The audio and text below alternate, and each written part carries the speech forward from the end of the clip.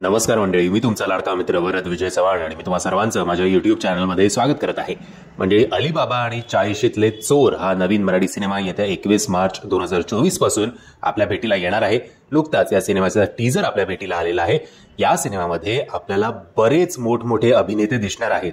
हो, अभिनेते म्हणतोय मी, खरं तर मला स्टार्स बोलायचं होतं, बट अलीकडेच जेव्हा महाराष्ट्रातल्या एका राजकीय पुढाऱ्यांनी सांगितलं की जरा स्टार्स असल्यासारखे वागा, त्याच्यावर त्यांच्याच ग्रुपमधले अनेक अभिनेते यांनी इंटरव्ह्यूमध्ये असं सांगितलं की आम्हाला चालेल बुवा, आम्हाला स्टार्स नाही म्हटलं तरी चालेल, माझी ओळख एक चांगला अभिनेता म्हणून झाली पाहिजे.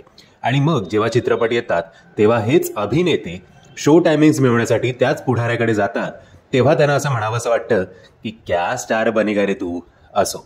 So coming back to the point, खूप चांगले, मी तरी बाबा यांना स्टार्स मानतो. आपणच आपल्या मराठी लोकांना पुढे त्यांचा गवगवा करायला हवा. सो खूप मोठमोठे स्टार्स आहेत आणि त्यांचा प्रत्येकाचा इंडिव्हिज्युअल भरपूर फॅन्स आहेत. सो अपेक्षा करूया की काहीतरी चांगलं या सिनेमाच्या माध्यमातून बॉक्स ऑफिसवर सुद्धा घडेल. आता 40शीतले हे सगळे लोक आहेत, आय थिंक थोडेफार प्रमाणात प्रत्येकजण स्वतःच्या वैवाहिक आयुष्याला कंटाळलेला आहे आणि अशा वेळेला ते एक पार्टी करतात.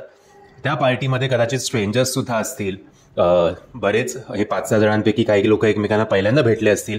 मग अचानक लाईट जातो आणि लाईट गेल्यानंतर आय थिंक यांचा एक व्हिडिओ कोणीतरी बनवतं आणि मग त्यांना ब्लॅकमेल करतं. असं एक छोटूसा अंदाज मी लावण्याचा प्रयत्न केला हा टीजर बघून. बघूया तो कितपत खरा ठरतोय की कितपत नाही ते. आणि मग या लोकांच्या आयुष्यात जो काही गोंधळ उडतो यांच्या स्वतःच्या पार्टनर्स बरोबर, त्याच्यावर आधारित कदाचित हा संपूर्ण सिनेमा असू शकतो. सो चांगलं वाटतंय. असा जरा चकाचक असा सिनेमा बनवण्याचा प्रयत्न केलाय आणि थोडा शहरी भागातला हा सिनेमा आहे. सो बघूया की कितपत हा बॉक्स ऑफिसवर वर्क करेल. मी तरी या सिनेमासाठी एक्सायटेड आहे.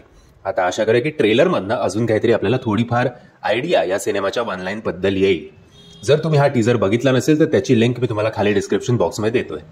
या 5-6 जणांपैकी तुम्ही कोणाचं काम बघण्यासाठी उत्सुक आहात हे आवर्जून कमेंटच्या माध्यमातून कळवा. आणि जर तुम्हाला हा व्हिडिओ आवडला असेल तर प्लीज या व्हिडिओला लाईक, शेअर आणि चॅनलला सबस्क्राईब करायला विसरू नका. जय हिंद, जय महाराष्ट्र.